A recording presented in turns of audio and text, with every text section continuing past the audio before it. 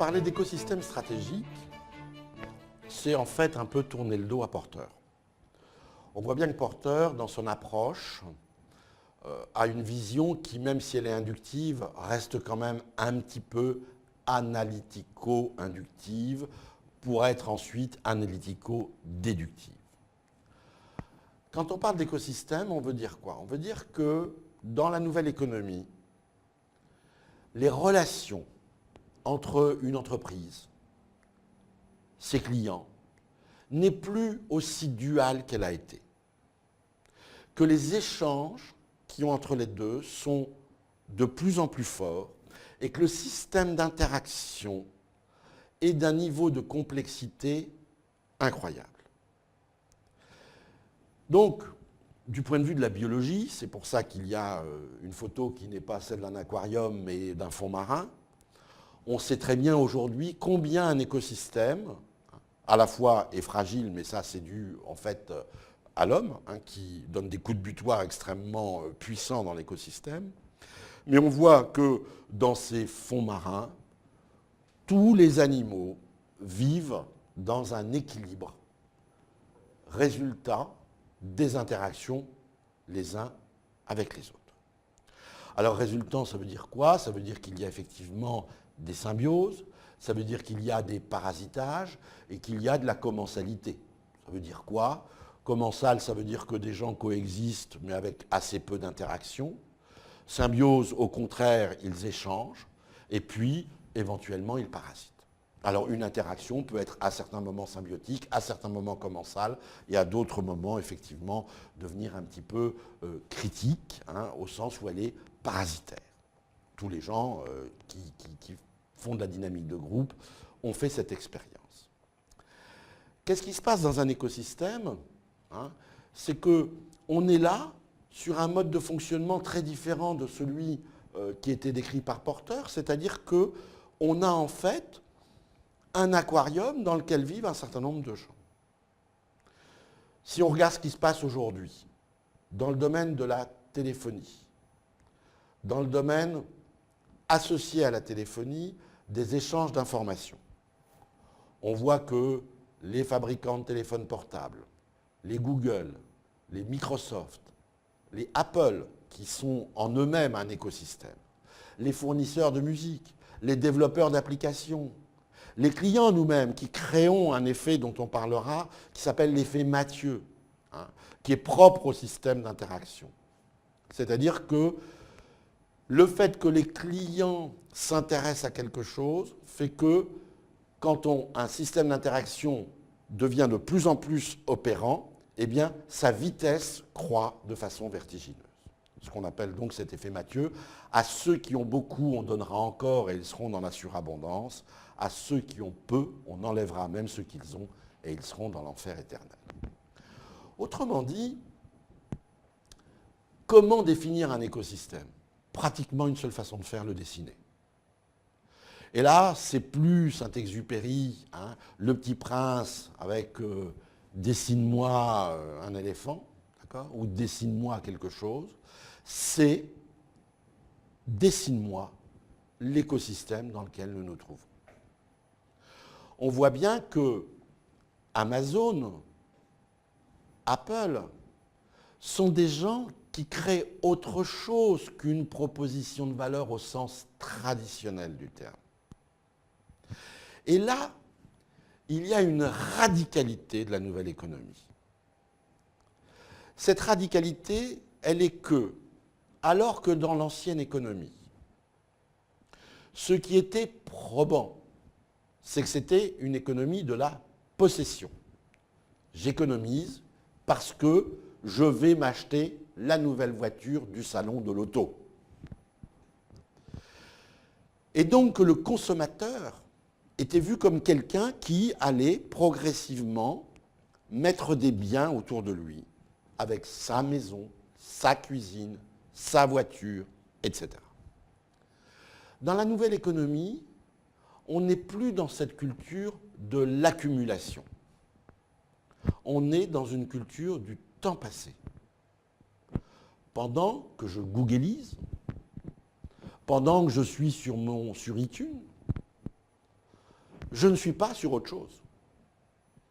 Et donc, à partir de ce moment-là, quelque chose qui devient essentiel dans l'écosystème, c'est la disponibilité des gens.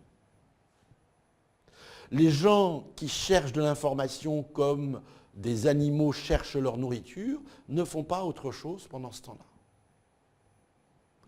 Et donc, la grande bataille d'Amazon, d'Apple, de Microsoft, mais de tous, va être finalement le temps que le consommateur peut leur consacrer. Et là, on voit bien que le consommateur n'est pas tant un consommateur. Comme disait quelqu'un, quand un consommateur ne paye pas, c'est qu'il fait partie de l'appareil productif. C'est un peu vrai. C'est-à-dire, je suis sur Google, je ne paye pas pour accéder à l'information, je fais donc partie de l'appareil productif de Google, mais j'en fais partie non pas au sens traditionnel du terme. J'en fais partie, je crée de la valeur parce que je mets des choses sur Internet. Donc je ne suis plus tout à fait comme celui qui regardait la télévision pour donner de la valeur à une émission qui permettait de faire payer des annonceurs très chers. Et là, il y a une rupture très forte. C'est que le consommateur, certes, il pédale, mais il crée aussi le vélo, il le transforme, il établit des ponts.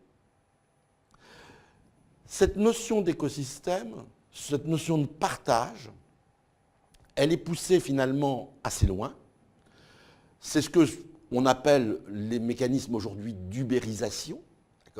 C'est-à-dire que dans l'ubérisation, on va chercher à faire gagner le maximum de temps au consommateur, à lui faire travailler le maximum sur la chaîne de la valeur virtuelle, et bien sûr, demain, on lui demandera s'il veut proposer quelque chose. C'est ce que fait déjà Amazon, d'ailleurs, dans l'ubérisation de la librairie. Amazon, c'est une ubérisation de la librairie, et je peux vendre mes livres d'occasion, je peux vendre les livres que j'ai lus sur Amazon. Donc, Amazon m'offre un choix énorme. C'est que finalement, on voit bien que la proposition de valeur au sens traditionnel du terme, qui était celle du libraire, qui vous faisait acheter le livre dont vous n'aviez pas besoin parce qu'il n'avait pas celui que vous recherchiez, d'accord ? Et il vous disait, je ne l'ai pas, mais j'ai quelque chose de très bien. Eh bien, en fait, l'ubérisation, elle fait qu'Amazon, aujourd'hui, vous autorise à vendre vos livres, vous présente des livres neufs, vous présente des livres d'occasion, vous présente de la location à la page d'ouvrage que vous voulez regarder. Donc, dans l'enjeu stratégique, ce qui devient un petit peu compliqué, c'est que là, les méthodes traditionnelles ne fonctionnent pas. Ce qui va fonctionner, c'est bien le cône d'incertitude et ce qu'on a appelé le cube de la valeur, c'est-à-dire au-delà de la chaîne de la valeur physique, de la chaîne de la valeur virtuelle, arriver à ce moment-là à la chaîne de la valeur ultime, c'est-à-dire le troisième côté du cube, qui est la valeur créée par le consommateur dans l'écosystème. Et le propre d'un écosystème, c'est que tout le monde crée de la valeur pour tout le monde, même si certains s'en sortent mieux que d'autres. C'est ceux qui sont en haut de la chaîne alimentaire, ça c'est très clair. Mais le fait qu'il y ait des gens en haut de la chaîne alimentaire, qui peuvent d'ailleurs souffrir de certaines transformations, c'est le cas des ours blancs par exemple, au pôle Nord aujourd'hui, qui souffrent de la crise effectivement climatique, mais le fait qu'ils existent n'empêchait pas les crevettes de dérouler leur vie à peu près proprement. Voilà. Donc cette métaphore biologique permet de voir effectivement cette espèce de transformation radicale qui fait que l'analyse fonctionnelle d'un marché à la porteur a vécu et qu'il faut maintenant regarder les marchés en termes d'interaction. Bon, bien sûr, l'Internet des objets est ce qui va radicalement transformer tout ça. C'est-à-dire que l'Internet des objets amène un niveau de qualité dans les échanges d'informations, qualité sur la quantité d'informations disponibles, qualité sur la nature des informations disponibles, qui font que tout se rejoint. Et on voit bien que, à travers le téléphone, par exemple, les liens qui se font entre les différentes commandes qu'on peut faire à gauche, à droite, etc., les surveillances de ces caméras dans les maisons de campagne, ou pour savoir si la nounou a donné le biberon au bon endroit. Je ne dis pas que c'est quelque chose à faire forcément, mais bien évidemment, on voit bien que l'ensemble de l'hypermédia est quelque chose qui crée en fait une nouvelle écologie de l'homme. Et cette écologie est radicalement différente de celle qui a existé précédemment.